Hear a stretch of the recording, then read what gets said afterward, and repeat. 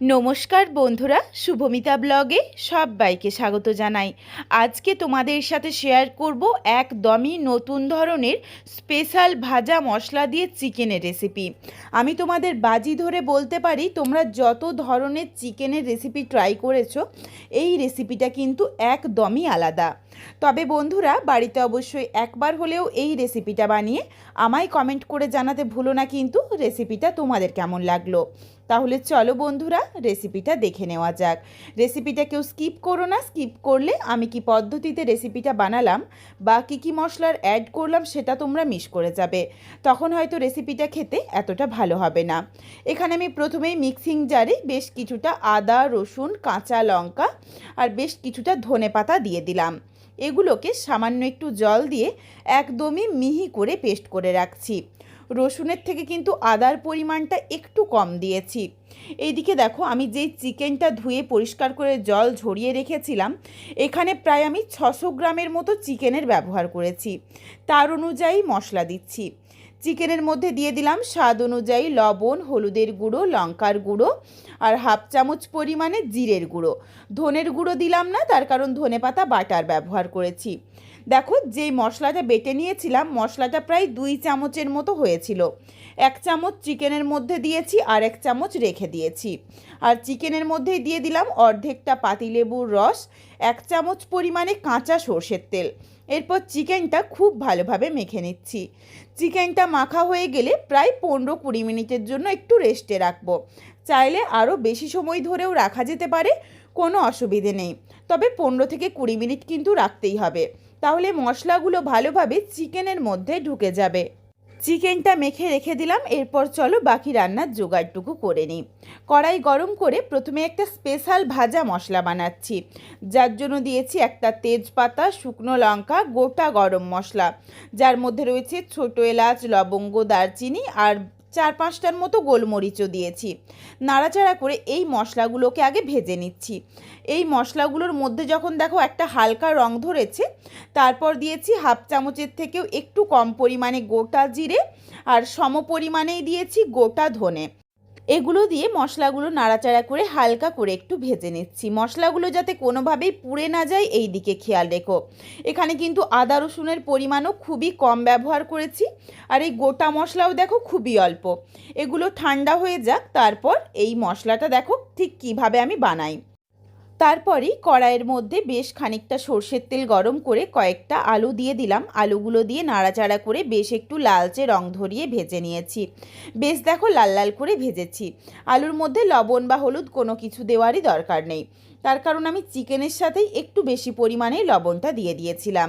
আলুগুলো বেশ লাল লাল করে ভেজে তুলে নিয়েছি। কড়াইয়ের মধ্যে যেটুকু তেল ছিল তার সাথে আরও বেশ কিছুটা সর্ষের তেল অ্যাড করে নিয়েছি। তেলের পরিমাণ তোমরা তোমাদের পছন্দ মতো চাইলে আরও বাড়িয়ে বা কমিয়ে নিতে পারো।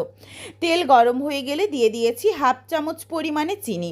চিনিটা গলে দেখো যতক্ষণ অবধি একটু ওপরের দিকে উঠে আসছে, একটু অপেক্ষা করেছি।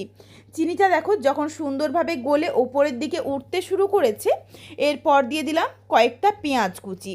এই রেসিপিটার জন্য পেঁয়াজগুলো কিন্তু ঠিক এইভাবে ছোট ছোট করেই কাটতে হবে।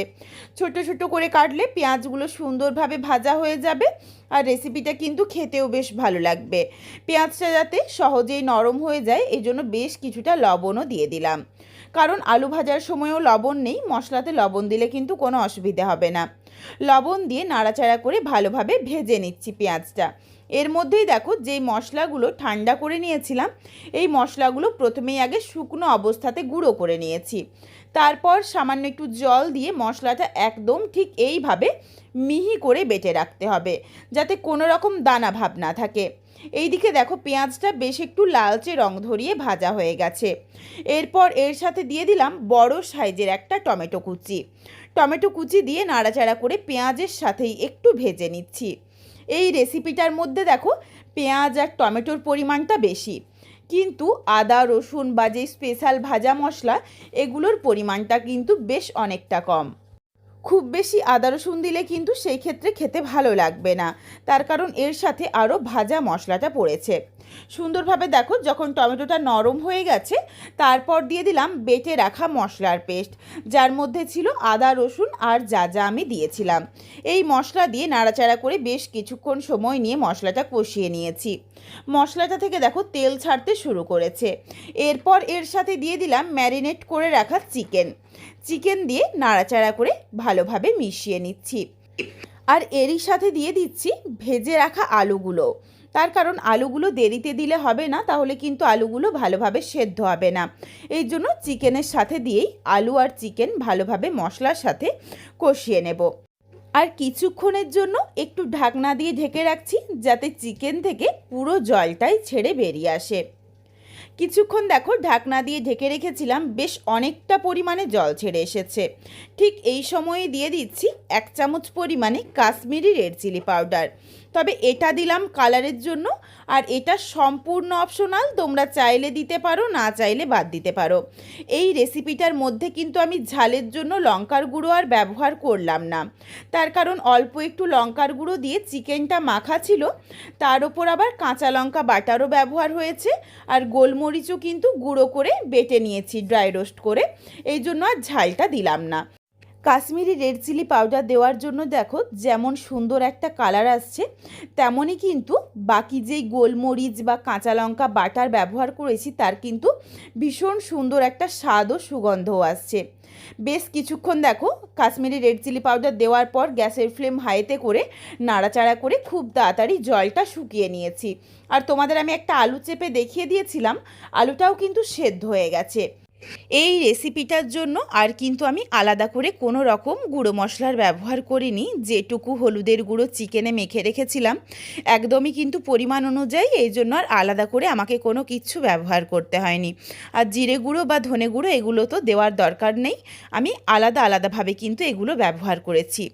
জল দিয়ে নাড়াচাড়া করে মিশিয়ে নিয়েছিলাম। এরপরে ঝোলটা ফুটে যাওয়া অবধি অপেক্ষা করব।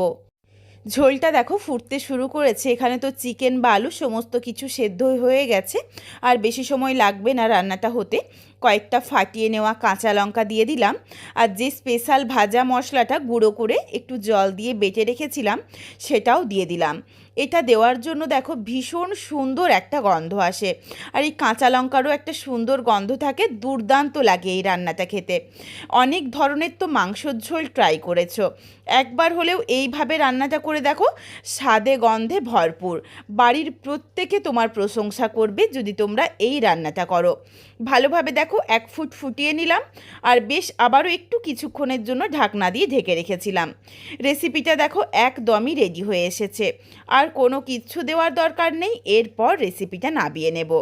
বন্ধুরা বাড়িতে অবশ্যই একবার হলেও এইভাবে চিকেন রান্না করে আমায় কমেন্ট করে জানাতে ভুলো না কিন্তু রেসিপিটা তোমাদের কেমন লাগলো। রেসিপিটা তোমাদের যদি ভালো লাগে তাহলে লাইক করো, শেয়ার করে বন্ধুদের দেখার সুযোগ করে দিও। তোমরা যদি আরও এইরকম নিত্য নতুন ঘরোয়া রেসিপি দেখতে চাও তাহলে অবশ্যই আমার চ্যানেলটিকে সাবস্ক্রাইব করে পাশে থাকা বেলটি অন করে অল নোটিফিকেশন অন করে দিও, যাতে আমার প্রত্যেকটা রেসিপির নোটিফিকেশন সবার প্রথমে তোমাদের কাছে পৌঁছে যায়। আবারও খুব শীঘ্রই হাজির হচ্ছি নতুন কোনো এক ঘরোয়া রেসিপি নিয়ে। পরবর্তী রেসিপি দেখার আমন্ত্রণ রইল। পুরো ভিডিওটা দেখার জন্য অনেক অনেক ধন্যবাদ। তাহলে আজকে আসি, সবাই ভালো থেকো, সুস্থ থেকো।